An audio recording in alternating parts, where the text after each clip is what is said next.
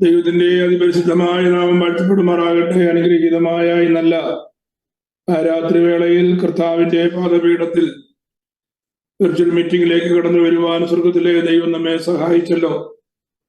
സൂമിലായിരിക്കുന്ന എല്ലാ പ്രിയപ്പെട്ടവർക്കും വേഗം വരുന്ന കർത്താവായ യേശു ക്രിസ്തുവിന്റെ നാമത്തിലുള്ളതായ ഞങ്ങളുടെ സ്നേഹവന്ദനങ്ങൾ അറിയിക്കുന്നു. എല്ലാവരും സന്തോഷമായും ആശ്വാസമായും സൗഖ്യമായും ഇരിക്കുന്നു എന്ന് കരുതുകയാണ്. ദൈവത്തിന്റെ സ്തോത്രം. വളരെ ശ്രദ്ധയോടെ നമുക്ക് ദൈവത്തിന്റെ പാദപീഠത്തിലായിരിക്കാം. കഴിഞ്ഞ ദിവസങ്ങളിൽ നാം ചിന്തിച്ചു വരുന്നത് തിരുവചനത്തെ കുറിച്ചാണ്. ബൈബിൾ ഹിസ്റ്ററിയാണ് നമ്മുടെ വിഷയം. അതിന്റെ പ്രാരംഭം എന്ന വണ്ണം അതിന്റെ ഇൻട്രൊഡക്ഷനാണ് നമ്മളിപ്പോ 3 ക്ലാസ്സുകളായി കഴിഞ്ഞ ദിവസങ്ങൾ ചിന്തിച്ചത്. ഇന്ന് അതോടുള്ളതായ ബന്ധത്തിൽ 4ാമത്തെ ക്ലാസ് ആണ്. Price the Lord. ഈ ഇൻട്രൊഡക്ഷൻ നമ്മൾ അറിയാത്തതായ പല കാര്യങ്ങൾ നിങ്ങളുടെ ശ്രദ്ധയിലേക്ക് കൊണ്ടുവരുവാനാണ് ഞാൻ പരിശ്രമിക്കുന്നത്. അറിഞ്ഞിരിക്കേണ്ടതായ കാര്യങ്ങളാണ്. Price the Lord. പലപ്പോഴും നമുക്കത് അറിയുവാനുള്ളതായ സാഹചര്യങ്ങൾ ലഭിക്കാറില്ല. അറിയണം എന്ന് ആഗ്രഹം വരുന്നത് പ്രൈസ് ദി ലോർഡ് അതേക്കുറിച്ചുള്ളതായ ഇൻഫർമേഷൻ ലഭിക്കുമ്പോഴാണ്. കഴിഞ്ഞ ദിവസം നമ്മളെ ക്ലാസ് എടുത്തുകൊണ്ടിരുന്നപ്പോ ഇടയ്ക്ക് ഒരു സംശയം നമ്മുടെ മുമ്പിലേക്ക് വരുവാനായിട്ടിടയായി. തിരുവചനത്തിൽ 39 പുസ്തകങ്ങളാണ് പഴയ നിയമത്തിൽ നമുക്ക് കിട്ടിയിരിക്കുന്നത്. ആ 39 പുസ്തകങ്ങൾ മാത്രമേ ഉള്ളൂ. അതിൻ്റെ കൂടെ അഡീഷണൽ ആയിരിക്കുന്നതായ ചില പുസ്തകങ്ങൾ ഉണ്ട് എന്ന് കേൾക്കുവാനായിട്ടിടയായി. എന്താണ് അതങ്ങനെ സംഭവിച്ചത്? അതിന്റെ പിന്നിലെ കാര്യം എന്താണ്? അങ്ങനെ അഡീഷണൽ ആയിട്ടുള്ളതായ ബുക്കുകൾ ഉണ്ടോ എന്നുള്ളതായ ഒരു സംശയമാണ് കഴിഞ്ഞ ദിവസം നമ്മുടെ മുമ്പിലേക്ക് കടന്നു വരുവാനായിട്ടിടയായി തീർന്നത്. വാസ്തവത്തിൽ ബൈബിൾ വിവിധ തർജ്ജമകളെ കുറിച്ച് നാം കഴിഞ്ഞ ആഴ്ച ചിന്തിച്ചപ്പോൾ അതിന്റെ ഇടയ്ക്ക് അതും കൂടെ ഒന്ന് മെൻഷൻ ചെയ്തു പോകണമെന്നുള്ളതായിരുന്നു എൻ്റെ ഉദ്ദേശം. എന്നാൽ ആ സംശയം വന്നു കഴിഞ്ഞാൽ, ആ ചോദ്യം കിട്ടിക്കഴിഞ്ഞപ്പോ അതൊന്ന് വിശദീകരിക്കണമെന്നുള്ളതായ ചിന്ത എൻ്റെ മനസ്സിലും വന്നു.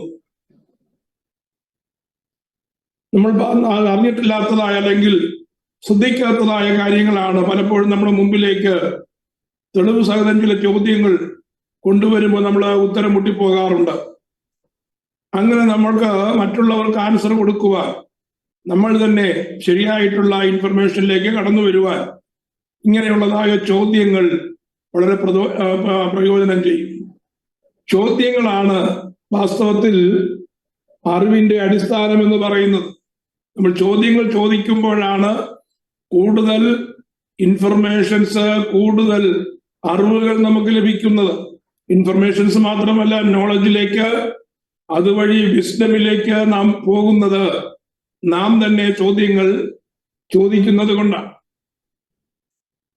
ഒരിക്കൽ ന്യൂട്ടന്റെ തലയിൽ ആപ്പിൾ വീണം നമ്മൾ പഠിച്ചിട്ടുണ്ട്. എന്തുകൊണ്ടാണ് ഈ ആപ്പിൾ തലയിലേക്ക് തന്നെ, താഴേക്ക് തന്നെ വരാൻ കാരണമെന്ന് തന്നോട് തന്നെ ചോദിപ്പാനായിട്ടിടയായി.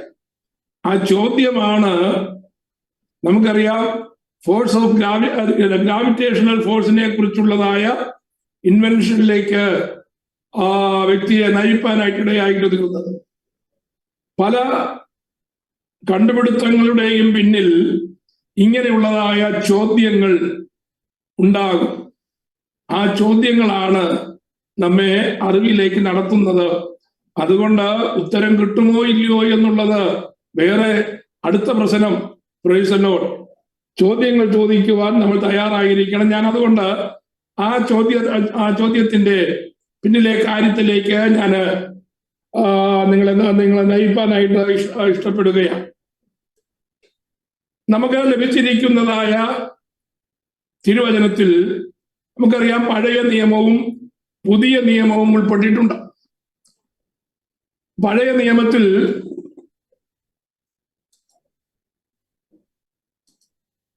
39 പുസ്തകങ്ങളും പുതിയ നിയമത്തിൽ 27 പുസ്തകങ്ങളുമായിട്ടാണ് നമുക്ക് കിട്ടിയിരിക്കുന്നതായ വേദപുസ്തകം. ഇത് കാനോനികമായി അംഗീകരിക്കപ്പെട്ടിട്ടുള്ളതാണ് എന്നുള്ളതാണ് ഇതിന്റെ പിന്നിലെ കാര്യം. അപ്പൊ ചോദിക്കും, എന്താണ് കാനോനികത്വം അല്ലെങ്കിൽ canonicality? What is meant by canonicality? Canonicality of our holy scripture, തിരുവചനത്തിന്റെ കാനോനികത്വം. നമുക്കറിയാം, ഏതൊരു വസ്തുവും അളക്കുന്നതിന് ഒരു അടിസ്ഥാനപരമായ മെഷറിംഗ് പ്രൊസീജിയർ ഉണ്ട്. ഫോർ എക്സാമ്പിൾ, നീളം അളക്കുകയാണ് to measure length, we are using some certain parameters or certain units നമ്മൾ യൂസ് ചെയ്യാറുണ്ട്. ഒന്നുകിൽ ഫീറ്റോ അല്ലെങ്കിൽ മീറ്ററോ, ഇതൊക്കെ ഉപയോഗിക്കുന്നതായ അളവുകളാണ്. അതുപോലെ ദൂരം അളക്കുന്നതിന് നാം ഉപയോഗിക്കുന്ന ഡിസ്റ്റൻസ് മെഷർ ചെയ്യുന്നതിന് ഉപയോഗിക്കുന്നത് ഏതൊരു കിലോമീറ്റേഴ്സ് എന്നോ അല്ലെങ്കിൽ ഫർലോങ്സ് എന്നോ മൈലുകളോ എന്നൊക്കെ പറയും. അപ്പോ ഡിഫറെന്റ് യൂണിറ്റ്സ് ഉണ്ട് ഓരോന്ന് മെഷർ ചെയ്യുന്നതിന്. അതുപോലെ ആ മെഷർ ചെയ്യുന്നതിനുള്ളതായ ഒരു യൂണിറ്റ് ആണ് കാനൺ എന്ന് പറയുന്നതായ വാക്ക്. കാനോൻ എന്ന് പറയുന്നതായ ആ വാക്കിന് അതിന്റെ എബ്രായ റൂട്ട് വേർഡ് എന്ന് പറയുന്നത് കാനഹ് എന്നതാണ് ആ വാക്ക് ഉപയോഗിച്ചിരിക്കുന്നത്. അപ്പൊ കാനഹിൽ നിന്ന് ഉരുത്തിരിഞ്ഞതായ ഒരു വാക്കാണ് കാനോൻ. കാനോൻ എന്തിനാണ് എന്ന് ചോദിച്ചു കഴിഞ്ഞാൽ, മെഷർ ചെയ്യുന്നതിന് ഉപയോഗിക്കുന്നതായ ഒരു പദമാണ് കാനോൻ എന്ന് പറയുന്നതായ പദം. ഉദാഹരണത്തിന്, പണ്ട് കാലത്ത് ഡിസ്റ്റൻസ് അളക്കുന്നതിന് ഉപയോഗിച്ചത് പ്രത്യേക നീളമുള്ളതായ കമ്പുകൾ ഉപയോഗിച്ചാണ്. അപ്പോ ഒരു പ്രത്യേക അളവിന് വേണ്ടി ഉപയോഗിക്കുന്നതായ ആ ലെങ്തിനെ അല്ലെങ്കിൽ ആ ഒരു മെഷറിംഗ് റോഡിനെ എന്തെന്ന് പറയാം? കാനൺ എന്ന് പറയുവാനായിട്ട് കഴിയും. ഉദാഹരണത്തിന്, നമ്മുടെ വീടുകളിലൊക്കെ വരുന്നതായ കാർപ്പന്റേഴ്സിനെ ശ്രദ്ധിച്ചു കഴിഞ്ഞാൽ, കാർപ്പന്റേഴ്സ് അളക്കാൻ ഉപയോഗിക്കുന്നതായ അവരുടെ ഒരു അളവുകോലുണ്ട്. ഈ അളവുകോലിന് എബ്രായ പദത്തിൽ കാനൺ എന്ന് പറയാം.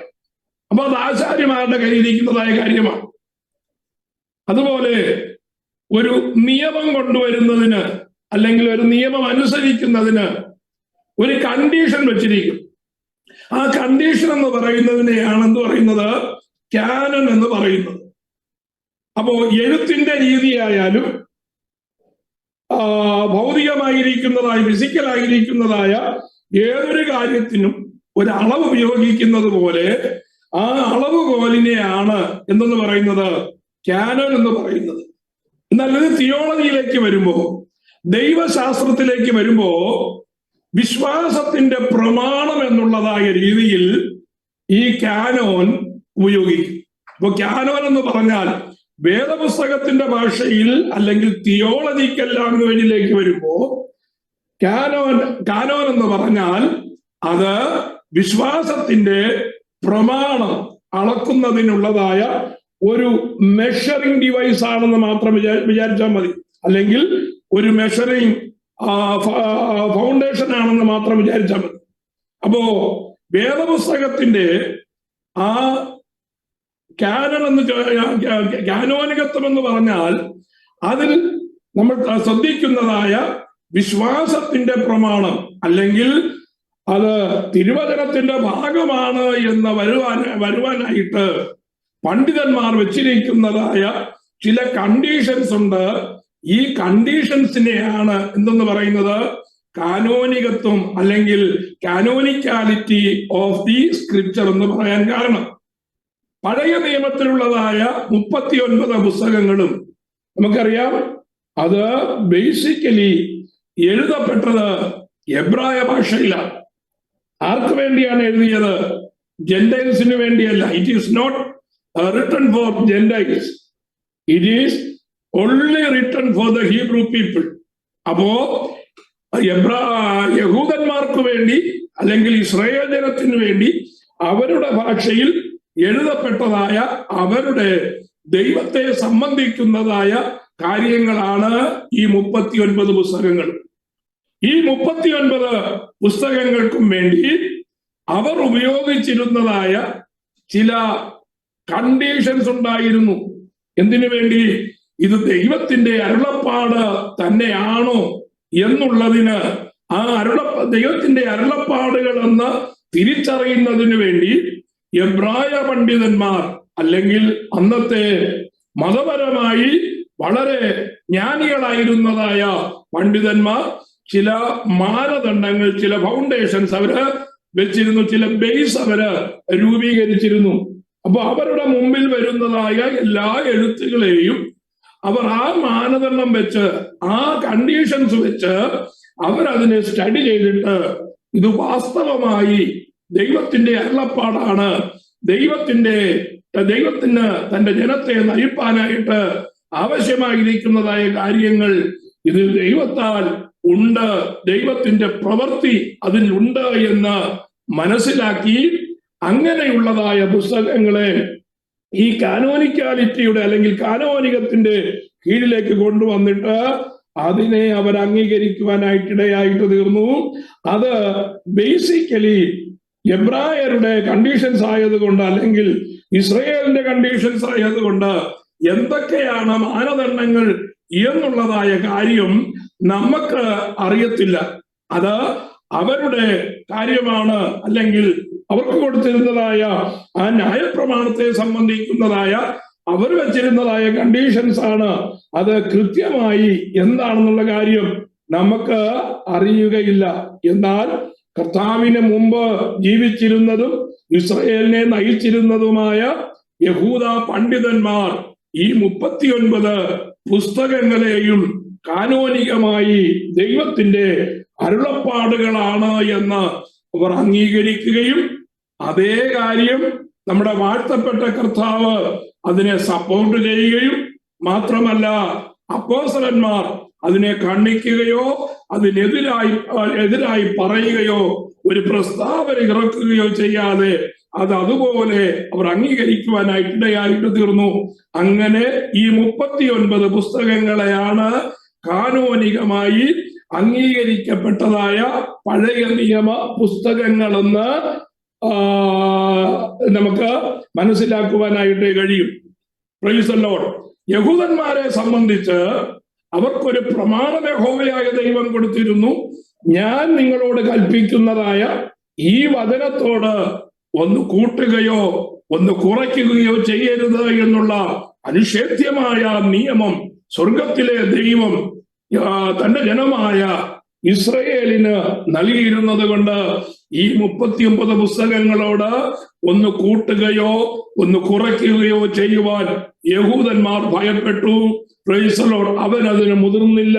നമ്മുടെ വാഴ്ത്തപ്പെട്ട കർത്താവും അത് തന്നെ ഊന്നിപ്പറയുവാനായിട്ടിടയായിട്ട് തീർന്നു. ആ 1-ാം നൂറ്റാണ്ടിലുണ്ടായിരുന്നതായ സഭാ അപ്പോസ്തലന്മാർ അടങ്ങുന്നതായ സഭാപിതാക്കന്മാരും തുടർന്നുള്ളതായ നൂറ്റാണ്ടുകളിൽ ജീവിച്ചിരുന്നതായ സഭാപിതാക്കന്മാരും പഴയ നിയമത്തിലെ ഈ 39 പുസ്തകങ്ങളുടെ കാനോനികത്വം അവർ അംഗീകരിച്ചിരുന്നു. അപ്പൊ അത് 39 പുസ്തകങ്ങൾ, ഉൽപ്പത്തി മുതൽ മലാഖി വരെയുള്ളതായ 39 പുസ്തകങ്ങൾ യഹൂദ പ്രമാണം അനുസരിച്ച് അവർ നിശ്ചയിച്ചിരുന്നതായ റൂൾസ് ഓഫ് കാനോനിക്കാലിറ്റി അനുസരിച്ച് ആ 39 പുസ്തകങ്ങളെ മാത്രമേ അവരുടെ തനാക്കിൽ ഉൾപ്പെടുത്തിയിരുന്നുള്ളൂ. Praise the lord. എന്നാൽ കുറെ കാലങ്ങൾ കഴിഞ്ഞപ്പോ ഇതിനകത്ത് ചില മാറ്റങ്ങൾ കടന്നു വരുവാനായിട്ടിടയായിട്ട് തീർന്നു. പഴയ നിയമത്തിൽ വന്നതായ മാറ്റങ്ങൾ അങ്ങനെ നിൽക്കുമ്പോൾ തന്നെ അത് തുടർന്ന് നമുക്ക് ചിന്തിക്കാം. ഇതുപോലെ തന്നെയാണ് പുതിയ നിയമ പുസ്തകങ്ങളുടെ കാര്യത്തിലും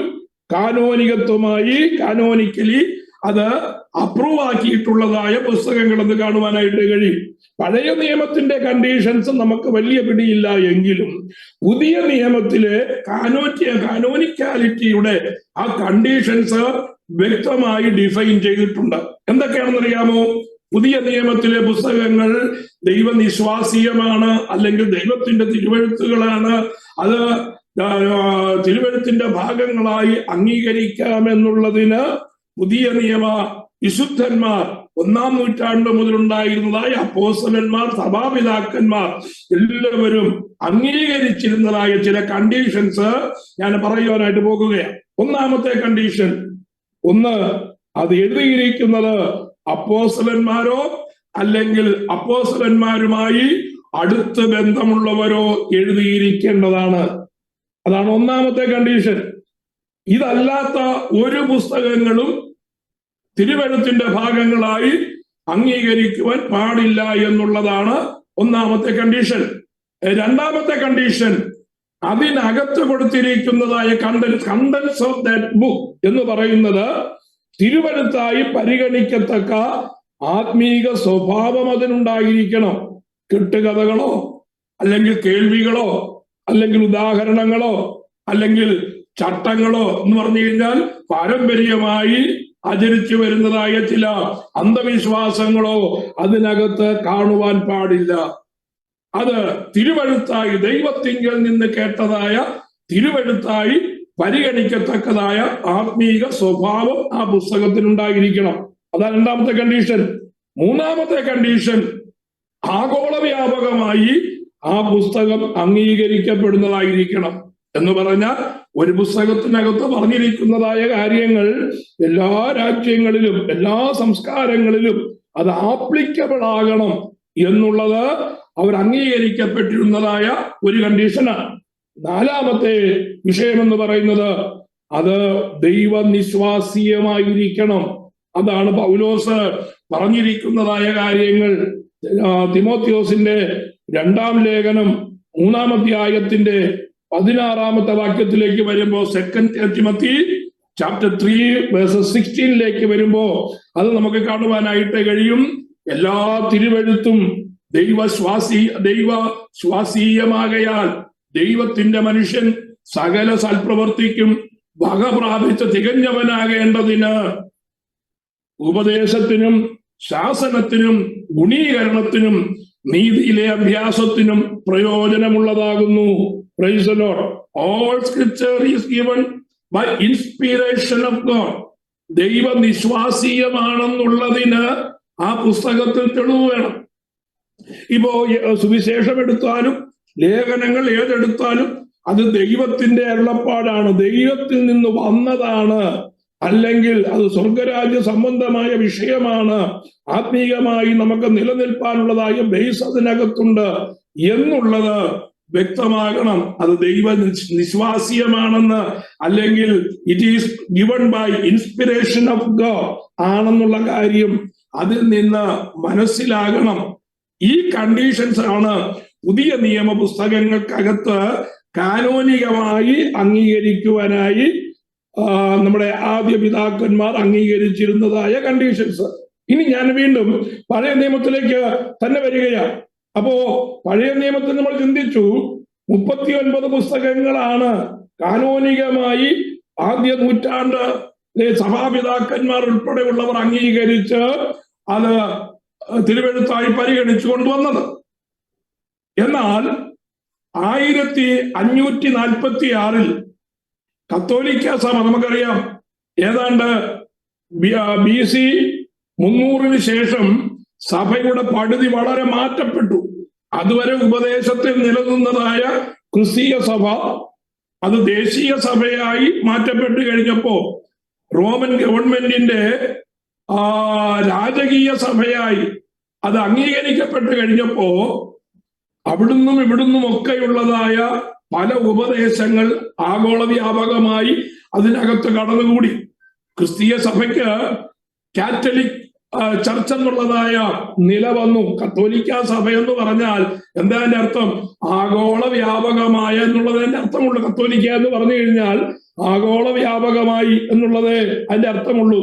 അപ്പോ അതൊരു ആഗോള വ്യാപകമായ സഭയായിട്ട് മാറ്റപ്പെട്ടതുകൊണ്ട് പ്രമുഖ സഭകളുടെ എല്ലാ ഉപദേശങ്ങൾ അതിനകത്തേക്ക് കടന്നു വരുവാനായിട്ടിടയായി. ആരെയും ദുഃഖിപ്പിക്കേണ്ട, ആരെയും നിരാശപ്പെടുത്തണ്ട എന്ന് വിചാരിച്ച് അന്നത്തെ ഭരണാധികാരി എന്ത് ചെയ്യുമെന്നറിയാമോ? മുൻപിൽ ഏറ്റവും മുൻപന്തിൽ നിന്നതായ മത നേതാക്കന്മാരെ എല്ലാം വിളിച്ചു വരുത്തി. എന്നിട്ട് അവരുടെ മതങ്ങളിൽ നിന്നുള്ളതായ റോമാസഭ, അതുപോലെയുള്ളതായ ഗ്രീക്കോ റോമൻ സംസ്കാരം, അങ്ങനെയുള്ളതായ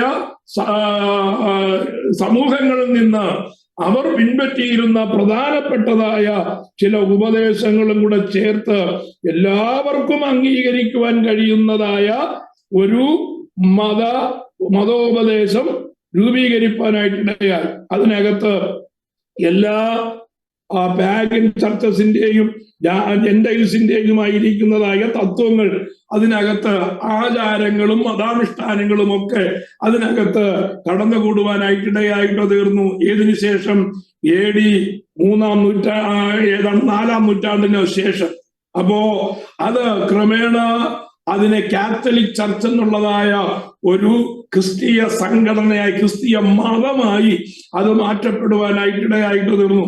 അപ്പോ ക്രിസ്തീയ റോമൻ മുമ്പ് കാലത്ത് നടന്നതായ റോമൻ പീഡനങ്ങളുടെ ഫലമായി പിന്നത്തേതിൽ യഥാർത്ഥത്തിലുള്ളതായ ക്രിസ്തീയ സഭ ചുരുങ്ങുകയും ഈ കത്തോലിക്ക സഭ ആഗോള വ്യാപകമായി തീരുകയും ചെയ്തു. ക്രമേണ ദൈവവചനത്തിന് പ്രാധാന്യം നൽകാതെ മതാനുഷ്ഠാനങ്ങൾക്കും ആചാരങ്ങൾക്കും പ്രാധാന്യം നൽകിക്കൊണ്ടുള്ളതായ ആചാരങ്ങൾ ഈ കത്തോലിക്ക സഭയിൽ കടന്നു വരുവാനായിട്ടിടയായിട്ട് തീർന്നു.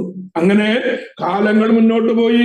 ഏതാണ്ട് 15ാം നൂറ്റാണ്ടിലാണ് ഒരു നവീകരണം ഉടലെടുക്കുവാനായിട്ടിടയായിട്ട് തീർന്നത്. AD 1546 കത്തോലിക്ക സഭയുടെ ട്രെൻഡ് സുന്നകദോസ് കൂടുവാനായിട്ടിടയായിട്ട് തീർന്നു. ആ ട്രെൻഡ് സുന്നകദോസിൽ അവരെന്താ ചെയ്യുന്നറിയാമോ?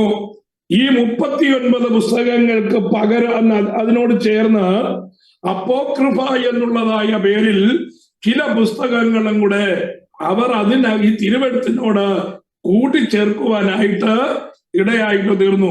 ഏതാണ് ഈ അപ്പോക്രിഫ പുസ്തകങ്ങളും ചോദിച്ചു കഴിഞ്ഞാൽ തോബിത്, ജൂഡിത്ത്, ശലോമോന്റെ വിജ്ഞാനം, ബാരൂക്ക്, പിന്നെ 1 and 2 മക്കാബിയൻ, എസ്തേറിന്റെയും ദാനിയേലിന്റെയും പരിശിഷ്ടം എന്നിങ്ങനെ പുസ്തകങ്ങളും അവർ കാനോനികമായി അംഗീകരിക്കണമെന്ന് പറഞ്ഞ് അവര് തിരുവെഴുത്തിനോട് കൂട്ടിച്ചേർക്കുവാനായിട്ടിടയായിട്ട് തീർന്നു. അങ്ങനെ റോമൻ കത്തോലിക്ക സഭ ആ 39 പഴയ നിയമ പുസ്തകങ്ങളോട് ചില പുസ്തകങ്ങളും കൂടെ കൂട്ടിച്ചേർത്ത് 72 പുസ്തകങ്ങൾ അടങ്ങുന്നതായ അവരുടെ വേദപുസ്തകം പബ്ലിഷ് ചെയ്യുവാനായിട്ടിടയായി. അപ്പൊ അതെങ്ങനെ വന്നു എന്ന് മനസ്സിലായല്ലോ. ഏതാണ്ട് AD 1500 വരെ വലിയ കുഴപ്പമില്ലായിരുന്നു, 39 പുസ്തകങ്ങളെ ഉണ്ടായിരുന്നുള്ളൂ. അതിനുശേഷം കത്തോലിക്ക സഭ അതിനോട് കൂട്ടിച്ചേർത്തതായ പുസ്തകങ്ങളാണ് അപ്പോക്രിഫ പുസ്തകങ്ങൾ. അപ്പോക്രിഫ പുസ്തകങ്ങളുടെ വിശദീകരണം ഞാനത് പറയണമെന്ന് താല്പര്യമില്ല, കാരണം നമ്മൾ അറിയേണ്ട കാര്യമല്ലാത്തത് കൊണ്ടാണ്.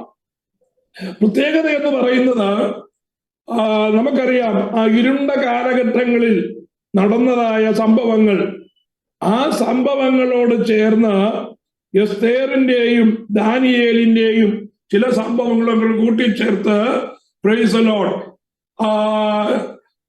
അവിശ്വസനീയമായ സംഭവങ്ങൾ, കഥകളും അതിനോട് ചേർന്നതായ സംഭവങ്ങളുമൊക്കെ എഴുതി ചേർത്തതായ പുസ്തകങ്ങളാണ് ഈ പേര് പറയപ്പെട്ടതായ പുസ്തകങ്ങളെല്ലാം തന്നെ. പ്രത്യേകിച്ച് മക്കാബിയൻസ് എന്ന് പറയുന്നത് ഗ്രീക്കിന് ശേഷം കടന്നു വന്നതായ സിറിയക്കാരുടെ ഭരണത്തിൽ വളരെ വശം കെട്ടതായ യഹൂദന്മാർ അവരുടെ ആ സിറിയൻസിൽ നിന്ന് മോചനം ലഭിക്കേണ്ടതിന് വേണ്ടി ഒരു കുടുംബം എഴുന്നേൽക്കുവാനായിട്ടിടയായിത്തീർന്നു. ആ കുടുംബത്തെയാണ് മക്കാബിയൻസ് എന്ന് പറയുന്നത്. വളരെ തീവ്ര സ്വഭാവത്തോടുകൂടെ അവരോട് വളരെ റൂഡായിട്ട് എഴുന്നേറ്റതായ യഹൂദന്മാരുടെ ഒരു ചെറിയ വിഭാഗമാണ് മക്കാബിയൻസ്. ആ മക്കാബിയൻസ് ചെയ്തു കൂട്ടിയതായ കാര്യങ്ങളുടെ വിശദീകരണമാണ് മക്കാബിയൻസ് ഫസ്റ്റ് ആൻഡ് സെക്കൻഡ് ബുക്ക് എന്നുള്ള രീതിയിൽ അവര് കൂട്ടിച്ചേർക്കുവാനായിട്ട് കാരണം ഇതിനകത്തൊന്നും ദൈവനിശ്വാസീയമെന്നോ അല്ലെങ്കിൽ അത് പഴയ നിയമകാലത്ത് സംഭവിച്ചതായ കാര്യങ്ങളായതുകൊണ്ടും എബ്രായ ഗുരുക്കന്മാർ, എബ്രായ പണ്ഡിതന്മാർ അതിന് അംഗീകാരം കൊടുക്കാത്തത് കൊണ്ടും ക്രിസ്തീയ സഭ അല്ലെങ്കിൽ വേദപുസ്തകത്തിന്റെ പശ്ചാത്തലത്തിൽ ഇതൊന്നും എന്തായിട്ട് അംഗീകരിച്ചിരുന്നില്ല, കാനോനികമായി അംഗീകരിച്ചിരുന്നില്ല. ആ പുസ്തകങ്ങളെല്ലാം കാനോനികമാണെന്ന് അവർ വാദിച്ചിരുന്നു എങ്കിലും ചരിത്രപരമായും അധികാരപരമായ പഠനങ്ങൾ ഈ അപ്പോക്രിഫ പുസ്തകങ്ങൾ തിരുവെഴുത്തിൽ ഉൾപ്പെടുത്തുവാൻ പാടുള്ളതല്ല എന്ന് ക്രിസ്തീയ നേതൃത്വങ്ങൾ വ്യക്തമാക്കിയിട്ടുള്ളത് കൊണ്ട് നമ്മുടെ വേദപുസ്തകത്തിൽ എന്തില്ല? Praise Lord. ആഗോള വ്യാപകമായി അംഗീകരിക്കപ്പെട്ടതായ സത്യവേദ പുസ്തകത്തിൽ പഴയ നിയമത്തിൽ 39 പുസ്തകങ്ങളല്ലാതെ മറ്റൊന്നും കൂട്ടിച്ചേർത്തിട്ടുള്ളതല്ല. അങ്ങനെ കൂട്ടിച്ചേർത്തത് വല്ലതുമുണ്ട് എങ്കിൽ അത് നിശ്വാസീയമല്ല. പഴയ നിയമ പണ്ഡിതന്മാരോ കർത്താവോ അപ്പോസ്തലന്മാരോ അത് അംഗീകരിച്ചിട്ടുമില്ല എന്നുള്ളത് നാം അറിഞ്ഞിരിക്കണം. ആരെങ്കിലും അങ്ങനെ ഒരു സംശയം കൊണ്ട് വന്നാൽ, ഒരു ചോദ്യവും കൊണ്ട് വന്നു കഴിഞ്ഞാൽ ഉത്തരം പറയുവാൻ നാം മനസ്സിലാക്കിയിരിക്കേണ്ടതിന് വേണ്ടിയാണ് ഞാൻ അത് പറയുവാനായിട്ട് കാരണം. ഇനിയും അപ്പോക്രിഫ പുസ്തകങ്ങൾ എന്തുകൊണ്ടാണ് കാനോനിൽ ഉൾപ്പെടുത്താത്തതിന് കാരണം? What is the reason for that book of these apocrypha? It is not included in canonicality. അതിന് ചില കണ്ടീഷൻസ് ഞാൻ പറയാം. ഒന്നാമത്, എബ്രായ കാനോനിൽ അത് ഉൾപ്പെടുത്തിയിട്ടില്ല. എബ്രായ കാനോൻ എന്ന് പറയുമ്പോ മനസ്സിലാക്കേണ്ടത് പഴയ നിയമ പുസ്തകങ്ങൾ അംഗീകരിക്കപ്പെട്ടിരുന്നതായ കാനോനികത്വമാണ് ഹീബ്രു കാനോനിക്കാലിറ്റി എന്ന് പറയുന്നത്. അപ്പോ അത് 39 പുസ്തകങ്ങൾക്ക് മാത്രമേ അപ്രൂവൽ കൊടുത്തിരുന്നുള്ളൂ. ബാക്കി അപ്പോക്രിഫ പുസ്തകങ്ങളൊന്നും തന്നെ എബ്രായ കാനോനിൽ ഉൾപ്പെടുത്തിയിട്ടില്ല. രണ്ടാമത്, എബ്രായ പണ്ഡിതന്മാരോ റബ്ബിമാരോ അപ്പോക്രിഫ പുസ്തകങ്ങൾ അംഗീകരിച്ചിട്ടില്ല. പഴയ നിയമ പുസ്തകങ്ങൾ ആരാണ് അംഗീകരിക്കേണ്ടത്? അത് എബ്രായർക്ക് വേണ്ടി എബ്രായരാൽ എഴുതപ്പെട്ടതായ പുസ്തകമാണ്. അത് അംഗീകരിക്കേണ്ടത് എബ്രായ പണ്ഡിതന്മാരും റബ്ബിമാരുമാണ്. എന്നാൽ ഈ അപ്പോക്രിഫ പുസ്തകങ്ങളൊന്നും തന്നെ എബ്രായ പണ്ഡിതന്മാരും റബ്ബിമാരും അത് അംഗീകരിച്ചിട്ടില്ല. 3, നമുക്കറിയാം, കർത്താവിന്റെ ശുശ്രൂഷ വേളയിൽ കർത്താവ് പലപ്പോഴായി അനേക പഴയ നിയമ ഉദ്ധരണികൾ ഉപയോഗിച്ചിട്ടുണ്ട്. മോശയുടെ ന്യായപ്രമാണത്തിൽ നിന്നായാലും പ്രവാചക പുസ്തകങ്ങളിൽ നിന്നായാലും സങ്കീർത്തനങ്ങളിൽ നിന്നായാലും ഒക്കെ കർത്താവ് തുടർമാനമായി അനേക ഉദ്ധരണികൾ കൊടുത്തിട്ടുണ്ട്. നമ്മൾ മനസ്സിലാക്കിയല്ലോ. പഴയ നിയമ അനുസരിച്ച് 3ആയിട്ടാണ് അതിന് വിഭജിച്ചിരുന്നത്. ഒന്ന്, മോശയുടെ മോശയുടെ പഞ്ചൈക ഗ്രന്ഥങ്ങൾ അല്ലെങ്കിൽ തോറ എന്ന് പറയുന്നതായ 5 പുസ്തകങ്ങൾ. 2, കെത്തുബീം എന്ന് പറയുന്നതായ എഴുത്തുകൾ. 3, നബീം എന്ന് പറയുന്നതായ പ്രവചന പുസ്തകങ്ങൾ. ഈ 3 വിഭാഗങ്ങളിൽ നിന്നും, മോശയുടെ ന്യായപ്രമാണത്തിൽ നിന്നും പ്രവാചകന്മാരുടെ പുസ്തകങ്ങളിൽ നിന്നും സങ്കീർത്തനം മുതലായ എഴുത്തുകളിൽ നിന്നും കർത്താവ് തുടർമാനമായി പല ഉദ്ധരണികൾ കൊടുത്തിട്ടുണ്ട്. എന്നാൽ അപ്പോക്രിഫ പുസ്തകങ്ങളെ കുറിച്ച് പരാമർശിക്കുകയാകട്ടെ, ഇതിനകത്തു നിന്ന് ഏതെങ്കിലും ഒരു സംഭവമോ ഏതെങ്കിലും ഒരു ഉദ്ധരണിയോ നമ്മുടെ വാഴ്ത്തപ്പെട്ട കർത്താവ് ഉച്ചരിച്ചിട്ടില്ല. അപ്പോസ്തലന്മാരോ ലേഖനങ്ങൾ എഴുതുമ്പോ അപ്പോസ്തലന്മാർ ന്യായപ്രമാണത്തെ ബേസ് ചെയ്താണ് അവരുടെ ലേഖനങ്ങളെല്ലാം എഴുതിയത്. പക്ഷേ അവരുടെ ലേഖനങ്ങൾക്കകത്തൊന്നും എന്ത് മെൻഷൻ ചെയ്തിട്ടില്ല? ഈ അപ്പോക്രിഫ പുസ്തകങ്ങളെ പറ്റി അവർ മെൻഷൻ ചെയ്തിട്ടേ ഇല്ല. Price the Lord. അവരുടെ പ്രസംഗങ്ങൾക്കകത്ത് അത് അവർ പറഞ്ഞിട്ടുമില്ല. അപ്പൊ 3ാമത്, കർത്താവായ യേശു ക്രിസ്തുവാകട്ടെ അപ്പോസ്തലന്മാരാകട്ടെ ഈ അപ്പോക്രിഫ പുസ്തകങ്ങൾ ഉപയോഗിച്ചിട്ടില്ല. ഇനി അപ്പോസ്തലന്മാർക്ക് ശേഷം സഭയെ നയിച്ചത് സഭാപിതാക്കന്മാരാണ്. ഒത്തിരി സഭാപിതാക്കന്മാരെ നമുക്ക് കാണുവാനായിട്ട് കഴിയും. തുടർന്ന് ഞാൻ ചില സഭാപിതാക്കന്മാരുടെ പേരും കൂടി ഇതിനകത്ത് ഉൾപ്പെടുത്തിയിട്ടുണ്ട്. ആ സഭാപിതാക്കന്മാരാരും തന്നെ അപ്പോക്രിഫ പുസ്തകങ്ങളെ കുറിച്ച് മെൻഷൻ ചെയ്തിട്ടേയില്ല. അപ്പോക്രിഫ പുസ്തകങ്ങൾ സംഭവങ്ങൾ എപ്പോഴാണെന്നറിയാമോ? സംഭവങ്ങളൊക്കെ നടന്നത് പഴയ നിയമകാലത്താണ്, കർത്താവിന്റെ മുമ്പാണ് സംഭവം നടന്നത്. അപ്പോ അത് അംഗീകരിക്കണമായിരുന്നു എന്നുണ്ടെങ്കിൽ അതിനുശേഷം വന്നതായ കർത്താവിനോടൊപ്പം ഉണ്ടായിരുന്ന അപ്പോസ്തലന്മാർക്ക് ശേഷം വന്നതായ സഭാപിതാക്കന്മാരോ അത് പൊതുജനങ്ങളോട് അതേക്കുറിച്ച് പറയണമായിരുന്നു. എന്നാൽ ഇവരാരും തന്നെ അതേക്കുറിച്ച് മെൻഷൻ ചെയ്തിട്ടില്ല. നാലാമത് ചിന്തിച്ചത്, ആദിമ സഭാപിതാക്കന്മാർ അപ്പോക്രിഫയെ തിരുവെഴുത്തായി അംഗീകരിച്ചിരുന്നില്ല. മാത്രമല്ല, കാലങ്ങൾ കഴിഞ്ഞപ്പോ 1500 16-ാം നൂറ്റാണ്ട് 15-ാം നൂറ്റാണ്ടായപ്പോ നവീകരണം ഉണ്ടായി, സഭയ്ക്ക് നവീകരണം ഉണ്ടായി. ഈ നവീകരണം കൊണ്ടുവന്നതായ ലീഡേഴ്സ് പോലും ഈ അപ്പോക്രിഫയെ തിരുവെഴുത്തായിട്ട് അംഗീകരിച്ചിരുന്നില്ല. മാത്രമല്ല, ആറാമതായി ആ പുസ്തകങ്ങൾ തന്നെ ഇത് ദൈവനിശ്വാസ്യമാണെന്ന് ക്ലെയിം ചെയ്യുന്നില്ല. അപ്പോ ഈ 6 വിധ കാരണങ്ങളാൽ അപ്പോക്രിഫ പുസ്തകങ്ങൾ തിരുവെഴുത്തിൽ ഉൾപ്പെടുത്തിയിട്ടില്ല എന്നുള്ളത് നീതിയോടെ നമുക്ക് മനസ്സിലാക്കുവാനായിട്ട് കഴിയും. തിരുവചനത്തിൽ സത്യവേദ പുസ്തകം എന്ന് പറയുന്നതായ തിരുവചനത്തിൽ പഴയ നിയമത്തിൽ 39 പുസ്തകങ്ങൾ മാത്രമേ ഉള്ളൂ. ഇനി നമുക്ക് പുതിയ നിയമകാനോനിലേക്ക് വരാം. പുതിയ നിയമകാനോനിലേക്ക് വന്നാൽ പുതിയ നിയമത്തിൽ 27 പുസ്തകങ്ങളാണ് ഉള്ളത്. മത്തായി മുതൽ വെളിപ്പാട് വരെ 27 പുസ്തകങ്ങളാണ്. ഈ പുസ്തകങ്ങളെല്ലാം തന്നെ നേരത്തെ പറഞ്ഞതുപോലെ ഒന്നുകിൽ അപ്പോസ്തലന്മാരോ അല്ലെങ്കിൽ അപ്പോസ്തലന്മാരുമായിട്ട് ഏറ്റവും അടുത്ത് നിൽക്കുന്നതായ വ്യക്തികളോ ആണ് എഴുതിയിട്ടുള്ളത്. അപ്പോസ്തലന്മാരല്ലാത്തവർ ആരൊക്കെയായിരുന്നു? മർക്കോസ് അപ്പോസ്തലനായിരുന്നില്ല.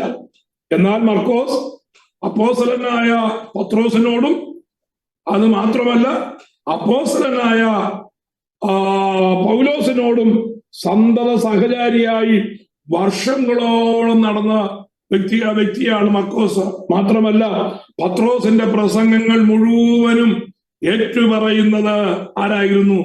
മർക്കോസ് ആയിരുന്നു. പോകുന്നിടത്തെല്ലാം പൗലോസ് പോകുന്നിടത്ത് മർക്കോസിനെ കൊണ്ടുപോയിരുന്നു.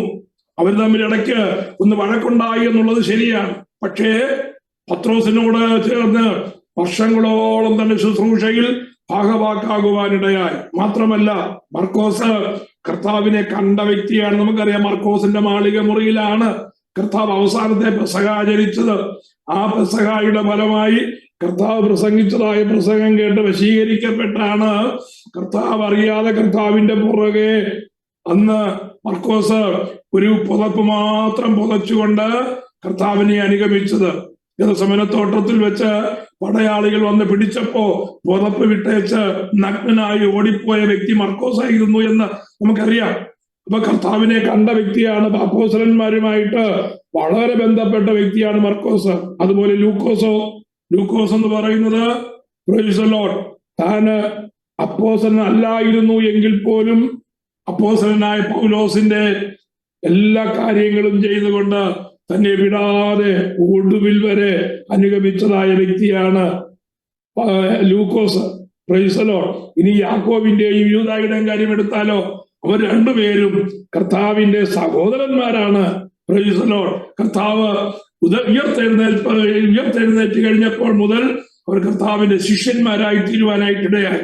Price the lord. ഇങ്ങനെ അപ്പോസ്തലന്മാരുമായിട്ട് അടുത്ത ബന്ധമുള്ളവരോ എഴുതിയതായ പുസ്തകങ്ങളാണ് ഈ 27 പുസ്തകങ്ങൾ. അത് എല്ലാം തന്നെ ആദിമസഭയും സഭാപിതാക്കന്മാരും അംഗീകരിച്ചിട്ടുള്ളതാണ്. 27 പുസ്തകങ്ങൾ 1-ാം നൂറ്റാണ്ടിലും അതുപോലെ 2-ാം നൂറ്റാണ്ടിലും ജീവിച്ചിരുന്ന സഭാപിതാക്കന്മാർ ഈ 27 പുസ്തകങ്ങളുടെ കാനോനികത്വം അംഗീകരിച്ചിരുന്നു. ഈ 27 പുസ്തകങ്ങളല്ലാതെ മറ്റൊരു പുസ്തകങ്ങളും പുതിയ നിയമത്തിൽ കാനോനികത്വത്തോട് ചേർന്ന് ചെയ്യുവാൻ പാടില്ല എന്നുള്ള കാര്യം ഒന്നല്ല രണ്ടല്ല, 1-ാം നൂറ്റാണ്ടിലും 2-ാം നൂറ്റാണ്ടിലും 3-ാം നൂറ്റാണ്ടിലും 4-ാം നൂറ്റാണ്ടിലും ജീവിച്ചിരുന്ന സഭാപിതാക്കന്മാർ അത് വളരെ സ്ട്രെസ് ചെയ്ത് പഠിപ്പിച്ചിരുന്നു എന്ന് നമുക്ക് കാണുവാനായിട്ട് കഴിയും. നിങ്ങളുടെ അറിവിലേക്ക് ചില ഇൻഫർമേഷൻസും കൂടെ ഞാൻ തന്നിട്ട് അടുത്ത സെക്ഷനിലേക്ക് കിടക്കാം. Price the Lord. പുതിയ നിയമകാനോൻ ആദ്യത്തെ സഭാപിതാവായി അംഗീകരിക്കപ്പെട്ടിരുന്നതായ ബർന്നബാസ് ഈ കാനോനികമായി അംഗീകരിക്കപ്പെട്ടതായ പുസ്തകങ്ങളുടെ ഒരു ലിസ്റ്റ് താൻ അംഗീകരിച്ചിരുന്നു. 2-ാം നൂറ്റാണ്ടിൽ ജീവിച്ചിരുന്നതായ സഭാപിതാക്കന്മാർ ചിലരാണ് റോമിലെ ക്ലെമന്റ്, അന്ത്യോക്യയിലെ Ignatius, Polycarp, Justin Martyr, Irenaeus എന്ന് പറയുന്ന സഭാപിതാക്കന്മാർ. ഇവരെല്ലാവരും ഈ ഉള്ളതായ 27 പുസ്തകങ്ങളുടെ കാനോനിക്കാലിറ്റി അവര് പലപ്പോഴായി എല്ലാ പുസ്തകങ്ങളെയും അംഗീകരിച്ചിരുന്നു. എല്ലാവരും എല്ലാ പുസ്തകങ്ങളും അംഗീകരിച്ചു എന്നുള്ളതല്ല. Price the Lord. ക്ലെമന്റ് ചില പുസ്തകങ്ങൾ അംഗീകരിച്ചപ്പോ ഇഗ്നേഷ്യസ് മറ്റു ചില പുസ്തകങ്ങൾ അംഗീകരിച്ചു. പോളികാർപ്പ് വേറെ ചില ലേഖനങ്ങളെ അംഗീകരിച്ചു. അപ്പോ പലരും അവരുടെ വി അനുസരിച്ച് സഭാപിതാക്കന്മാർ ഇതൊക്കെ പുസ്തകങ്ങൾ കാനോനികത്വമാണ്, ദൈവനിശ്വാസീയമാണ്, പരിശുദ്ധാത്മാവ് അത് രേഖപ്പെടുത്തിയതാണ് എന്ന് അവർ സാക്ഷ്യപ്പെടുത്തുവാൻ ഇടയായി. അപ്പൊ 1-ാം നൂറ്റാണ്ടിൽ ജീവിച്ചിരുന്നതായ ബർന്നബാസ്, 2-ാം നൂറ്റാണ്ടിൽ ജീവിച്ചിരുന്നതായ സഭാപിതാക്കന്മാരായ ക്ലെമന്റ്, അന്ത്യോക്യയിലെ Ignatius, Polycarp, Justin Martyr, Irenaeus, ഇനി 3-ാം നൂറ്റാണ്ടിൽ ജീവിച്ചിരുന്ന ഏറ്റവും പ്രശസ്തരായ തെർത്തുല്യനും ഒറിജനും. ഒറിജൻ എന്നൊക്കെ പറയുമ്പോ അക്കാലത്ത് ഏറ്റവും പണ്ഡിത ശ്രേഷ്ഠനാണ്. ഈ ബാക്കിയുള്ളവരെല്ലാവരും പറഞ്ഞതായ പുസ്തകങ്ങൾ, കാനോനികമായി അംഗീകരിച്ചതായ പുസ്തകങ്ങളെ എല്ലാം കൂട്ടിച്ചേർത്ത് 27 പുസ്തകങ്ങളാണ് കാനോനികമായി അംഗീകരിക്കേണ്ടത് എന്ന് പറഞ്ഞ് 27 പുസ്തകങ്ങളുടെ ലിസ്റ്റ് ആദ്യമായിട്ടുണ്ടാക്കിയത് ഒറിജിനാണ്. അത് കഴിഞ്ഞ് ആ പുസ്തകങ്ങളോട് ഒന്ന് കൂട്ടുവാനോ ഒന്ന് കുറയ്ക്കുവാനോ ഇടയായില്ല. 4-ാം നൂറ്റാണ്ടിൽ ജീവിച്ചിരുന്ന കൈസരിയയിലെ യൂസേബിയസ് എന്ന് പറയുന്നതായ സഭാപിതാവ്, പണ്ഡിതൻ, ഒറിജിൻ പറഞ്ഞതായ 27 പുസ്തകങ്ങളുടെയും കാനോനികത്വം അദ്ദേഹം സർട്ടിഫൈ ചെയ്യുവാനായിട്ടിടയായി. അപ്പൊ നോക്കണം, 27 പുസ്തകങ്ങളുടെ കാനോനികത്വം എങ്ങനെയാണ് വന്നതെന്നുള്ളത്. 1-ാം നൂറ്റാണ്ട് മുതൽ ജീവിച്ചിരുന്നതായ സഭാപിതാക്കന്മാരായ വിശുദ്ധന്മാർ അവരുടെ പഠനത്തിന്റെയും അവർക്ക് കിട്ടിയതായ ജ്ഞാനത്തിന്റെയും ദൈവിക വെളിപ്പാടുകളുടെയും ഒക്കെ അടിസ്ഥാനത്തിൽ അവർ അംഗീകരിച്ചതായ പുസ്തകങ്ങളെല്ലാം കൂടെ ചേർത്ത് 3-ാം നൂറ്റാണ്ടിൽ ഒറിജിൻ 27 പുസ്തകങ്ങളുടെ കാനോനികത്വം അത് കൺഫേം ആക്കുകയും അത് 4-ാം നൂറ്റാണ്ടിൽ ജീവിച്ചിരുന്നതായ യൂസേബിയസ് അത് അംഗീകരിക്കുവാനിടയായി. തുടർന്ന് അത്തനേഷ്യസ്, ജെറോം, അഗസ്തീനോസ് തുടങ്ങിയ സഭാപിതാക്കന്മാർ പുതിയ നിയമത്തിലെ 27 പുസ്തകങ്ങളുടെ കാനോനികത്വം അംഗീകരിച്ചു. ഇക്കാലത്തും സംഭവിച്ചെന്ന് ചോദിച്ചു കഴിഞ്ഞാല് ഈ പുതിയ നിയമത്തിൽ തന്നെ ഉൾപ്പെടുത്തണമെന്ന് വാദിച്ചതായ ചില പുസ്തകങ്ങൾ ഇതുപോലെ സഭയുടെ മുമ്പിലേക്ക് കടന്നു വരുവാനായിട്ടിടയായി. എന്നാൽ ആദിമപിതാക്കന്മാർ അംഗീകരിച്ചതിൽ നിന്ന് വ്യത്യസ്തമായിരിക്കുന്നതായ ഒരു പുസ്തകവും പിന്നെ അംഗീകരിക്കുവാൻ ക്രിസ്തീയ നേതൃത്വം കൂട്ടാക്കിയില്ല. റോമൻ കാത്തലിക് മുതലായ ചില സഭകൾ ഒഴികെ ബാക്കി എല്ലാ വിഭാഗങ്ങളും ആ 39+27 എന്നുള്ളതായ ആ പുസ്തകങ്ങൾ മാത്രമാണ് കാനോനികമായി അംഗീകരിച്ചത്. Price the Lord. ഈ ഒരു അറിവ് ആ ഒരു ചോദ്യത്തിന്റെ ഉത്തരമായിട്ടാണ് പ്രൈസ് ദി ലോർഡ് ഇത്ര വിശദമായി പറയുവാനായിട്ട് ഇടയായിട്ട് തീർന്നത്. അതുകൊണ്ട് നിങ്ങൾ ചോദ്യം ചോദിക്കുവാൻ മടിക്കരുത്. Praise the lord. അത് നമുക്ക് പുതിയ ഇൻഫർമേഷൻസ് കൊണ്ടുവരുവാൻ ഉതകുന്ന ബേസുകളായി തീരും എന്ന് പറഞ്ഞുകൊണ്ട് ഞാന് പ്രൈസ് ദി ലോർഡ് അടുത്ത ഭാഗത്തിലേക്ക് കടക്കുകയാണ്. ഈ പറഞ്ഞതിൽ എന്തെങ്കിലും നിങ്ങൾക്ക് ചോദിക്കാനോ പ്രൈസ് ദി ലോർഡ്. അറിയുവാനോ കൂടുതൽ അറിയുവാൻ താല്പര്യമുണ്ടോ എങ്കിൽ നിങ്ങളുടെ മൈക്ക് അൺമ്യൂട്ട് ചെയ്തിട്ട് ചോദിക്കുന്നുണ്ട്, കുഴപ്പമില്ല. ഉത്തരം പറയാമെന്നൊന്നും ഞാൻ പറയുന്നില്ല.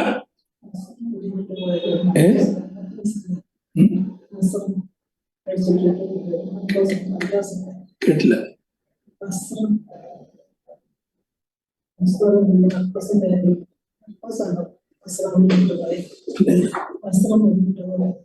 വസ്ത്രം പത്രത്തില്ല, പത്രത്തിൽ മാത്രം വർക്കോസ്. ചോദിച്ച ചോദ്യം ഇതാണ്: കർത്താവിനെ പിൻപറ്റിയപ്പോ, ഗസമനത്തോട്ടത്തിൽ വെച്ച് കർത്താവിനെ പിൻപറ്റിയപ്പോ പുതപ്പ് പുതച്ചുകൊണ്ട് ഒരു അനുഭവിച്ചു നമ്മൾ വായിക്കുന്നുണ്ടല്ലോ. പത്രോസ് കർത്താവിനോട് കൂടെയുള്ള മനുഷ്യനാണ്. ഗസമനത്തോട്ടത്തിലെ കർത്താവിനോടുകൂടെ തോട്ടത്തിനകത്ത് കയറിയ മനുഷ്യനാണ് പത്രോസ്. മാത്രമല്ല, മഹാപുരോഹിതന്റെ ദാസന് വാളെടുത്ത് വെട്ടിയത്. ഈ മർക്കോസ് തന്നെ ആരും കാണണ്ട എന്നുള്ള ചിന്തയിൽ ഒരു പുതപ്പ് മാത്രം പുതച്ചുകൊണ്ട് ദൂരവേ രഹസ്യമായി വന്നതായ വ്യക്തിയാണ്. പത്രോസ് അനുഭവിച്ചത് കർത്താവിനെ പിടിച്ചതിന് ശേഷം പിന്നെ പിലാത്തോസിന്റെ ഹന്നാവിന്റെ അരമനയിലേക്ക് കൊണ്ടുപോയിട്ട് അവിടെ നിന്ന് കയ്യഫാവിന്റെ അടുക്കലേക്ക് കൊണ്ടുപോകുമ്പോഴാണ് ദൂരവേ പത്രോസ് അനുഭവിച്ചത്. രണ്ട് സിറ്റുവേഷൻ. അപ്പോ മറ്റ് ചോദ്യങ്ങളില്ല എന്ന് കരുതുന്നു. അടുത്ത ടോപ്പിക്കിലേക്ക് വേഗത്തിൽ കിടക്കാം. ഈ ടോപ്പിക്ക് കൂടെ തീർക്കണമെന്നാണ് ഞാൻ ചിന്തിക്കുന്നത്. Price the Lord. നമ്മുടെ കയ്യിലിരിക്കുന്നതായ മലയാളം വേദപുസ്തകത്തിന്റെ ചരിത്രമാണ് ഞാൻ ചിന്തിപ്പാനായിട്ട് ആഗ്രഹിക്കുന്നത്. Price the Lord. എന്നാണ് ഈ വേദപുസ്തകം, എങ്ങനെയാണ് നമുക്ക് കിട്ടിയത്, എന്നാണ് കിട്ടിയത്? ആദ്യമേ ഈ വേദപുസ്തകം ഇങ്ങനെ തന്നെയായിരുന്നു? ഏതൊക്കെ ഫോർമാറ്റുകളായിരുന്നു ഇതിനു മുമ്പുണ്ടായിരുന്നത് എന്നുള്ളതാണ് ഞാൻ നിങ്ങളുടെ അറിവിലേക്ക് കൊണ്ടുവരുവാനായിട്ട് ആഗ്രഹിക്കുന്നത്. ഒന്നാമത്തെ ബൈബിൾ, മലയാളം ബൈബിൾ, റംബാൻ ബൈബിളാണ്. റംബാൻ ബൈബിൾ നമുക്കറിയാം. ബ്രിട്ടീഷുകാരാണ് ഇന്ത്യ ഭരിച്ചിരുന്നത്, നമുക്കറിയാം. ആ ബ്രിട്ടീഷിൽ ഈസ്റ്റ് ഇന്ത്യ കമ്പനി കൽക്കട്ടയിലെ ഒരു ചാപ്ലൈൻ ആയിരുന്നു ഡോക്ടർ ക്ലോഡിയസ് ബുക്കാനൻ. അപ്പോ ഈസ്റ്റ് ഇന്ത്യ കമ്പനിയുടെ ചാപ്ലൈൻ ആയിരുന്നതായ ഡോക്ടർ ക്ലോഡിയസ് ബുക്കാനൻ 1806 മലബാറിൽ വരുവാനായിട്ടിടയായി. മലബാറിൽ ഇദ്ദേഹം വന്ന് മലങ്കര മെത്രോപൊലിത്തയായ മാർ ദിവന്യാസോസിന്റെ മേൽനോട്ടത്തിൽ 1807 4 സുവിശേഷങ്ങൾ സുറിയാനിയിൽ നിന്ന് മലയാളത്തിലേക്ക് വിവർത്തനം ചെയ്യാൻ ആരംഭിച്ചു. സുറിയാനി എന്ന് പറയുന്നത് അരാമ്യ ഭാഷയാണ് എന്നറിഞ്ഞിരിക്കണം. Praise the lord. അരാമ്യ ഭാഷ എന്ന് പറയുമ്പോൾ എബ്രായ ഭാഷയുമായി വളരെ അടുത്ത് ബന്ധമുള്ളതാണ് എന്ന് ഞാൻ കഴിഞ്ഞ ആഴ്ചയിൽ പറഞ്ഞ് നിങ്ങൾക്ക് ഓർമ്മയുണ്ടായിരിക്കുമല്ലോ.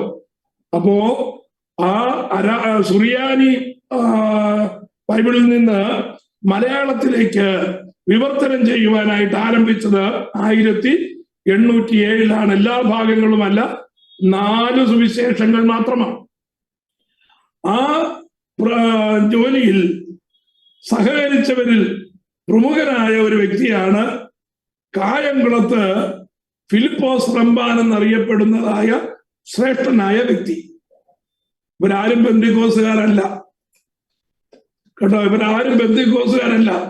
വേദപുസ്തകം നമുക്ക് കൈ കിട്ടുന്നത് ബന്ധുക്കോസുകാരുടെ ഒന്നും ശ്രമം കൊണ്ടല്ല.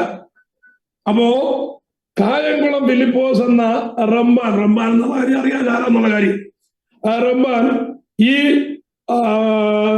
മലയാള വിവർത്തനത്തിന് സഹായിച്ചു. 1811 ഈ 4 സുവിശേഷങ്ങളും ഒരു പുസ്തകമായി ബോംബെയിലെ കുറിയർ പ്രസിൽ നിന്ന് അച്ചടിച്ച് പ്രസിദ്ധീകരിച്ചു. സുറിയാനിയിൽ നിന്നുള്ള പദാനുപദ വിവർത്തനമായതിനാൽ ധാരാളം സുറിയാനി പദങ്ങൾ ആ വിവർത്തനത്തിൽ കടന്നുകൂടിയിരുന്നു. ഇപ്പൊ ഒന്നാമത്തെ മലയാളം ബൈബിൾ എന്താണ്? റംബാൻ ബൈബിളാണ്. റംബാൻ ബൈബിളിൽ 27 പുസ്തകങ്ങളില്ല, ആകെ 4 സുവിശേഷങ്ങൾ മാത്രമേ ഉള്ളൂ. ആ 4 സുവിശേഷങ്ങളും അതിനകത്ത് തർജ്ജമ ചെയ്തപ്പോ സുറിയാനി പദത്തിന് അനുയോജ്യമായ മലയാള പദങ്ങൾ ഇല്ലാത്തത് കൊണ്ട്, അല്ലെങ്കിൽ മലയാള പദം എഴുതിയാൽ എന്ന് മനസ്സിലാക്കാൻ പ്രയാസമായതുകൊണ്ടോ, മലയാള പദത്തിന്റെ സ്കേസിറ്റി കൊണ്ടോ, അതിന്റെ അവൈലബിലിറ്റി കുറവായത് കൊണ്ടോ അതിനകത്ത് ഒത്തിരി സുറിയാനി പദങ്ങൾ കടന്നുകൂടിയതായ ഒന്നാമത്തെ വിവർത്തനം 1811 ആദ്യമായി അച്ചടിച്ചത്. കേരളത്തിലല്ല അച്ചടിച്ചത്, അത് ബോംബെയിലാണ് അച്ചടിച്ചത്. 4 സുവിശേഷങ്ങൾ മാത്രമായി. Price the Lord. അടുത്തത് 1817 ബൈബിൾ പൂർണ്ണമായി തർജ്ജമ ചെയ്യുവാനും കോട്ടയത്ത് നിന്ന് അത് പ്രസിദ്ധീകരിക്കുവാനും ബൈബിൾ സൊസൈറ്റി തീരുമാനിച്ചു. ഏത് വർഷം? 1817. അതിനുവേണ്ടി ചർച്ച് മിഷണറി സൊസൈറ്റി, അതായത് അറിയപ്പെടുന്നതായ CMS എന്ന് പറയുന്നതായ സംഘടന റവറൻ ബെഞ്ചമിൻ ബെയ്ലിയുടെ സേവനം വിട്ടുകൊടുത്തു. അപ്പം ബെഞ്ചമിൻ ബെയ്ലി ബൈബിൾ സൊസൈറ്റിയോട് ചേർന്ന് ബൈബിൾ പൂർണ്ണമായും തർജ്ജമ ചെയ്യുവാനുള്ളതായ ദൗത്യം ഏറ്റെടുക്കുകയാണ്. അതിൽ സഹായിച്ചത് ആരൊക്കെയെന്നറിയാമോ? കൊച്ചിയിൽ താമസിച്ചിരുന്നതായ എബ്രായ ഭാഷാ പണ്ഡിതൻ. നമുക്കറിയാം, കൊച്ചിയിൽ അനേക യഹൂദന്മാർ വന്ന് തമ്പടിച്ച് നമുക്കറിയാം. ആ കൊച്ചിയിൽ താമസിച്ചിരുന്നതായ എബ്രായ ഭാഷാ പണ്ഡിതനായ മോശെ ഈശാർഫനി യഹൂദനാണ്. മോശെ ഈശാർഫനി എന്ന യഹൂദൻ ഒന്നാമത് അദ്ദേഹത്തെ സഹായിച്ചതാണ്. 2, ത്രിഭാഷാ പണ്ഡിതനായ ചാത്തുമേനോൻ. പെന്തിക്കോസുകാരനല്ല, ക്രിസ്ത്യാനി പോലും അല്ല.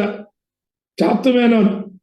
സംസ്കൃത പണ്ഡിതനായ വൈദ്യനാഥയ്യർ എന്നിവരുടെ സഹകരണം വിവർത്തന പ്രക്രിയയിൽ ബെയ്ലിക്ക് ലഭിച്ചു. അപ്പൊ മലയാളത്തിലേക്ക് ഇത് ട്രാൻസ്ലേറ്റ് ചെയ്യാൻ ദൈവം ഉപയോഗിച്ചതായ വ്യക്തികളെയാണ് നമ്മൾ ചിന്തിക്കുന്നത്. Price the Lord. Reverend Benjamin Bailey, പിന്നെ കൊച്ചിയിലെ എബ്രായ ഭാഷാ പണ്ഡിതനായ മോശെ ഈശാർഫനി, പിന്നെ ചാത്തുമേനോ, സംസ്കൃത പണ്ഡിതനായ വൈദ്യനാഥ അയ്യർ എന്നിവരുടെ സഹകരണം ഈ വിവർത്തന പ്രക്രിയയിൽ ബെയ്ലിക്ക് ലഭിച്ചു. ഇവരെ കൂടാതെ സുറിയാനി പണ്ഡിതന്മാരായ 8 പുരോഹിതന്മാരുടെ സഹായവും അദ്ദേഹത്തിന് ലഭിച്ചു. അന്ന് തിരുവിതാംകൂറിലെ ബ്രിട്ടീഷ് റെസിഡന്റ് ആയിരുന്ന കേണൽ മൺട്രോയുടെ പിന്തുണയും ഈ സംരംഭത്തിനുണ്ടായിരുന്നു. ബൈബിൾ സൊസൈറ്റി ഇതിനാവശ്യമുള്ളതായ ധനസഹായം നൽകി. അപ്പോ 1817 മലയാളത്തിലേക്ക് വിവർത്തനം ചെയ്യുവാൻ ആരംഭിച്ചതായ മലയാളം ബൈബിളിന്റെ ആ വിവർത്തന പദ്ധതിയിൽ ഉൾപ്പെട്ടതായ വ്യക്തികൾ നോക്കണം ആരൊക്കെയാണെന്ന്. ഇവരൊക്കെ ഇതിനു വേണ്ടി സഹകരിച്ചില്ലെങ്കിൽ നമ്മുടെ കയ്യിൽ ഈ മലയാളം വേദപുസ്തകം കിട്ടത്തില്ലായിരുന്നു. Price the Lord. അപ്പോ നമ്മൾ മനസ്സിലാക്കേണ്ടത് ദൈവം ആരെയൊക്കെയാണ് തന്റെ പ്രവൃത്തിയുടെ പൂർത്തീകരണത്തിന് വേണ്ടി ഉപയോഗിച്ചിരിക്കുന്നത്. Price the Lord. ഇനിയും ബെഞ്ചമിൻ ബെയ്ലിയുടെ പരിഭാഷ 1825 ബെയ്ലി വിശുദ്ധ മത്തായിയുടെ സുവിശേഷത്തിന്റെ ഒരു താൽക്കാലിക മലയാള തർജ്ജിമ പ്രസിദ്ധീകരിച്ചു. 1829 ബൈബിൾ സൊസൈറ്റിയുടെ മദ്രാസ് ഓക്സിലിയറി ബെയ്ലിയുടെ ആദ്യത്തെ പുതിയ നിയമ തർജ്ജിമ കോട്ടയം CMS പ്രസിൽ അച്ചടിച്ച് പ്രസിദ്ധീകരിച്ചു. ഈ പുതിയ നിയമം അച്ചടിക്കുവാൻ വേണ്ടി ബെയ്ലി സ്വയം രൂപകൽപ്പന ചെയ്ത് നിർമ്മിച്ച മരം കൊണ്ടുള്ളതായ പ്രസ് ഇന്നും കോട്ടയം CMS പ്രസിൽ സൂക്ഷിച്ചിട്ടുണ്ട്. ഇന്ന് പറഞ്ഞു തീരുന്നതിന് മുമ്പ് അനേകായിരം പ്രതികൾ പ്രിന്റ് ചെയ്ത് പുറത്തു വരും. കള്ളയുടെ പ്രിന്റിങ് പുറത്തു വരും. അന്ന് പ്രിന്റിങ്ങിനുള്ളതായ മെഷീൻ ഒന്നും ഇല്ലായിരുന്നു. ഈ ബെഞ്ചമിൻ ബെയ്ലി തന്നെ ബൈബിൾ വിവർത്തനം ചെയ്തതിന് ശേഷം ഇത് പ്രിന്റ് ചെയ്യുന്നതിന് തന്റെ ആ അറിവ് ഉപയോഗിച്ച് മരം കൊണ്ടുള്ളതായ ഒരു പ്രസ് ഉണ്ടാക്കിയിട്ട് ആ പ്രസ്സിലാണ് ആദ്യത്തെ മലയാള തർജ്ജിമ കോട്ടയത്ത് നിന്ന് പ്രസിദ്ധീകരിച്ചതെന്നാണ് നമുക്ക് മനസ്സിലാക്കുവാനായിട്ട് കഴിയുന്നത്. 1835 ബെയ്ലിയുടെ പഴയ നിയമ തർജ്ജിമ പൂർത്തിയായി. മദ്രാസ് ഓക്സിലറി 1841 അത് പ്രസിദ്ധീകരിച്ചു. ഈ ബൈബിളിന്റെ പരിഷ്കരിച്ച പതിപ്പ് 1859 പ്രസിദ്ധീകരിച്ചു. അപ്പോ പഴയ നിയമത്തിന്റെ ആദ്യത്തെ തർജ്ജിമ 1835 പൂർത്തിയായി. 1841 അത് പ്രസിദ്ധീകരിച്ചു. അതിന്റെ പരിഷ്കരിച്ചതായ പതിപ്പ് 1859 പ്രസിദ്ധീകരിച്ചു. അപ്പൊ മലയാളം വേദപുസ്തകം പൂർണ്ണമായും തർജ്ജിമ ചെയ്ത് പ്രിന്റ് ചെയ്തിട്ട് എത്ര വർഷമായി?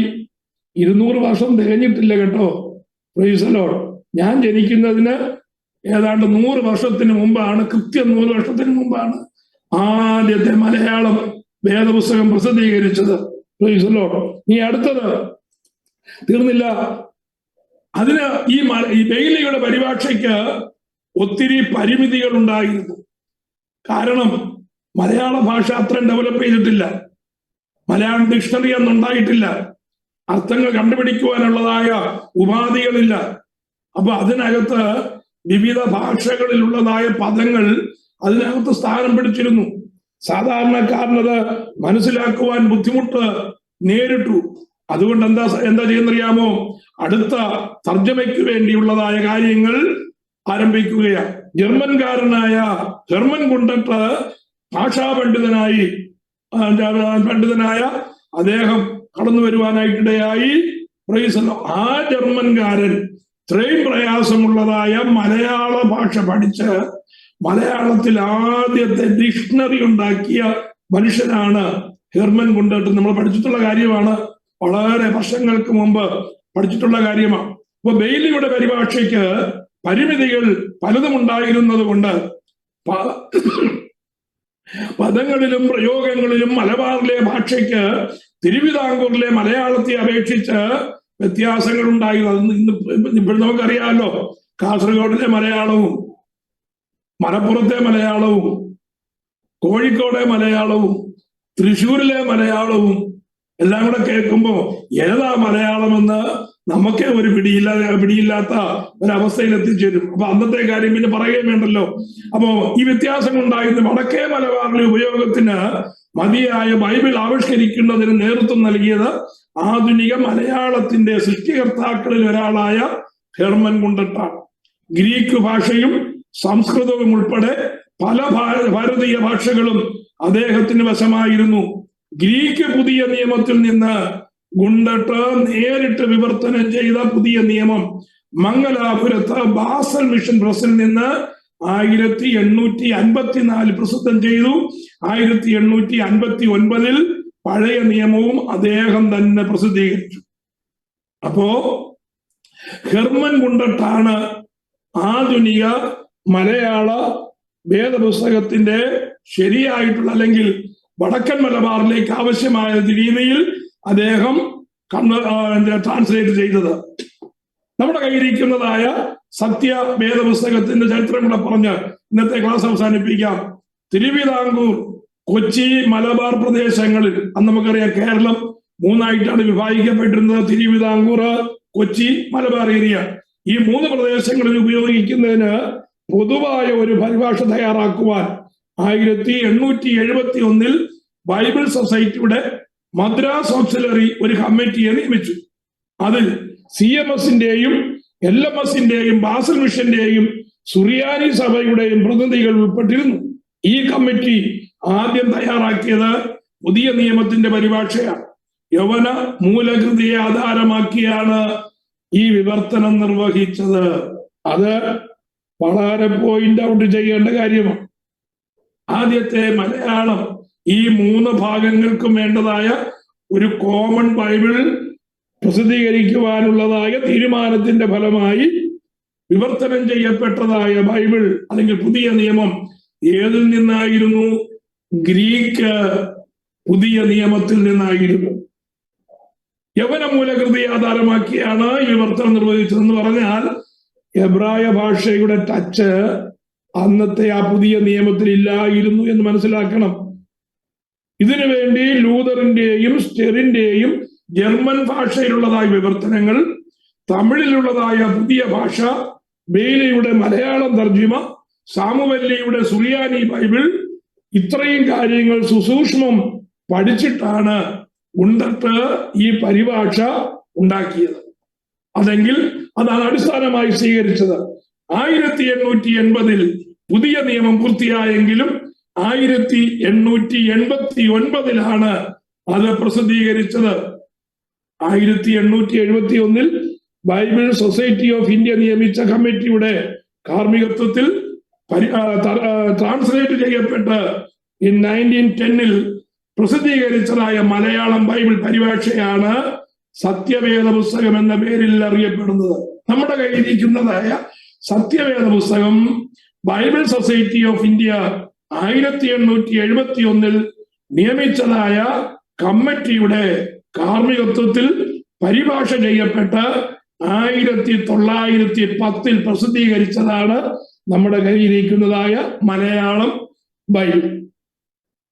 ഇംഗ്ലീഷ് റിവൈസ്ഡ് വേർഷന്റെ വെളിച്ചത്തിൽ ബെഞ്ചമിൻ ബെയ്ലിയുടെ വിവർത്തനത്തിൽ വരുത്തിയ പരിഷ്കാരങ്ങൾ ഉൾപ്പെടുത്തി 1889 പ്രസിദ്ധീകരിച്ച പുതിയ നിയമത്തിന്റെ ശൈലിയിലാണ് ഇത് തയ്യാറാക്കിയത്. ഈ പരിഭാഷയാണ് ഇപ്പോൾ കോമൺ പ്രചാരത്തിലിരിക്കുന്ന സത്യവേദ പുസ്തകം. മലയാള ഭാഷയുടെ അന്ന് വരെയുള്ളതായ വളർച്ചയും വികാസവും ആശയവ്യാപ്തിയും ഉൾക്കൊള്ളാൻ ഈ തർജ്ജമയ്ക്ക് കഴിഞ്ഞു. കേരള കത്തോലിക്ക സഭ തുടങ്ങിയ ചില സഭകൾ ഒഴികെ ബാക്കി എല്ലാവരും അംഗീകരിച്ചിട്ടുള്ളതായ വേദപുസ്തകമാണ് നമ്മുടെ കയ്യിലിരിക്കുന്ന സത്യവേദ പുസ്തകം എന്നുള്ളതായ നിലയിൽ ബൈബിൾ സൊസൈറ്റി ഓഫ് ഇന്ത്യ പ്രസിദ്ധീകരിക്കുന്നതായ സത്യവേദ പുസ്തകം. ഇതാണ് മലയാളം വേദപുസ്തകത്തിന്റെ പിന്നിലെ കാര്യം. ശ്രദ്ധിക്കേണ്ടതായ ഒരു കാര്യം, ഇതിന്റെ ബേസ് എന്ന് പറയുന്നത് ഗ്രീക്ക് ട്രാൻസ്ലേഷൻ ആണ്. പക്ഷേ പുതിയ നിയമത്തിന്റെ പൗലോസിന്റെ ലേഖനങ്ങൾ ഒഴികെ ബാക്കി എല്ലാം തന്നെ എബ്രായ ഭാഷയിലാണ് എഴുതിയത് എന്നുള്ള കാര്യം ഇന്നും ഒരു ബൈബിൾ കോളേജും പഠിപ്പിക്കുന്ന കാര്യമല്ല. ഞാൻ പഠിപ്പിക്കുന്ന ബൈബിൾ കോളേജിൽ പോലും പുതിയ നിയമം മുഴുവനും എഴുതപ്പെട്ടത് ഗ്രീക്കിൽ എന്നാണ് പഠിപ്പിക്കുന്നത്. പക്ഷേ പൗലോസിന്റെ സഭാലേഖനങ്ങൾ ഒഴികെ എല്ലാ പുസ്തകങ്ങളും അതിന്റെ ബേസിക് ആയിട്ട് എഴുതിയത് എബ്രായ ഭാഷയിലാണ്. അത് ഒരു മിസ്അണ്ടർസ്റ്റാൻഡിംഗ് ആയി, ഒരു മിസ് ഇൻഫർമേഷനായി ക്രിസ്തീയ ലോകത്തിൽ പൊതുവെ ഉള്ളതായ ധാരണയാണ് ഇതിന്റെ ഒറിജിനൽ എബ്രായ കൈയെഴുത്ത് പ്രതികൾ ഏതാണ്ട് 150 വർഷങ്ങൾക്ക് മുമ്പ് 1850 നടത്തിയതായ ജിയോളജിക്കൽ റിസർച്ചിൽ കണ്ടെടുക്കുവാനായിട്ടിടയായിട്ട് തീർന്നു. അത് എഴുതിയതായ കാലം മുതൽ പ്രചാരത്തിൽ വരാതിരുന്നത് കൊണ്ട് അന്ന് പ്രചാരത്തിൽ വന്ന എബ്രായ ഭാഷയുടെ ഗ്രീക്ക് പരിഭാഷ മാത്രമേ 1-ാം നൂറ്റാണ്ട് മുതൽ പ്രചാരത്തിലേക്ക്, ഭൂലോക വ്യാപകമായി പ്രചാരത്തിലേക്ക് വന്നുള്ളൂ. അതുകൊണ്ട് അന്ന് എബ്രായ ഭാഷയുടെ കൈകെഴുത്ത് പ്രതികൾ അപ്രത്യക്ഷമായത് കൊണ്ടാണ് എബ്രായ ഭാഷയിൽ പുതിയ നിയമം എഴുതപ്പെട്ടത് നമ്മുടെ കൈകളിൽ പണ്ടുകാലത്ത് സഭാപിതാക്കന്മാരുടെയോ സഭാ നേതൃത്വത്തിന്റെയോ കയ്യിൽ വിടാതെ പോയത് അത് അവരുടെ കുഴപ്പമല്ല. എന്നാൽ നമുക്ക് ലേറ്റർ ഓൺ ഈ എബ്രായ കൈയെഴുത്ത് പ്രതികൾ കിട്ടിയത് കൊണ്ട് ആ കൈയെഴുത്ത് പ്രതികളിൽ നിന്നുള്ളതായ പഠനം അനിവാര്യമാണ്. കാരണം അത് ശരിയായിട്ടുള്ളതായ പൂർണ്ണമായിട്ടുള്ളതായ ആത്മീക ജ്ഞാനം നമുക്ക് തരികയുള്ളൂ. അതിലേക്ക് നമുക്ക് ശ്രദ്ധയോടെ ആയിരിക്കാം. കർത്താവ് നമ്മെ സഹായിക്കട്ടെ. എന്നതുകൊണ്ട് നമ്മുടെ കയ്യിലിരിക്കുന്നതായ വേദപുസ്തകം യാതൊരു കാരണവശാലും അതിനെ ഉപേക്ഷയായി വിചാരിക്കരുത്. അത് വിലപ്പെട്ടതാണ്. നമ്മുടെ കയ്യിൽ ലഭിക്കേണ്ടതിന് ദൈവം എന്തെല്ലാം കാര്യങ്ങൾ ചെയ്തു എന്ന് ഇതിനോടകം മനസ്സിലാക്കിയല്ലോ. Price the Lord. വേദപുസ്തകത്തെ കുറിച്ച് കേട്ടിട്ടില്ലാത്ത, അതിൽ പങ്കെടുത്തിട്ടില്ലാത്ത പണ്ഡിതന്മാർ വേദപുസ്തകം ലഘുവായി നമ്മുടെ കയ്യിൽ കിട്ടത്തക്കതായ വിധത്തിൽ കർത്താവ് പ്രവർത്തിച്ചു എങ്കിൽ ആ വേദപുസ്തകത്തെ വിലയുള്ളതായ അമൂല്യമായ നിധിയായി കരുതി അതിലെ ഉപദേശങ്ങൾ, അതിലെ പ്രമാണങ്ങൾ, പ്രൈസ് ദി ലോർഡ്, അതിലെ കാര്യങ്ങൾ ജീവിതത്തിൽ പ്രായോഗികത്തിലേക്ക് കൊണ്ടുവരുവാൻ ദൈവമായ കർത്താവ് നമ്മെ സഹായിക്കട്ടെ എന്ന് പറഞ്ഞ് ഇന്നത്തെ ബൈബിൾ ക്ലാസ് ഞാൻ നിർത്തുകയാണ്. അടുത്ത ആഴ്ചയിൽ വിശുദ്ധ തിരുവെഴുത്ത് ദൈവവചനമാണെന്നുള്ളതിന് 10 തെളിവുകൾ നമുക്ക് വിശദമായി പഠിക്കുവാനായിട്ട് കഴിയും. Praise the Lord. വിശുദ്ധ ബൈബിൾ ദൈവവചനമാണെന്നുള്ളതിന് 10 തെളിവുകൾ നമുക്ക് അടുത്ത ആഴ്ചയിൽ ചിന്തിക്കാം. കർത്താവ് സഹായിക്കട്ടെ. കണ്ണുകളെ അടയ്ക്കാം, പ്രാർത്ഥിക്കാം. നിങ്ങൾക്ക് അറിയുവാൻ, ഫർദർ അറിയുവാൻ എന്തെങ്കിലും വിഷയമുണ്ട് എങ്കിൽ നിങ്ങൾ എനിക്ക് വാട്സപ്പ് ചെയ്യുകയോ എനിക്ക് ഫോൺ ചെയ്യുകയോ ചെയ്യുവാൻ മടിക്കേണ്ട. കർത്താവ് നമ്മെ സഹായിക്കട്ടെ.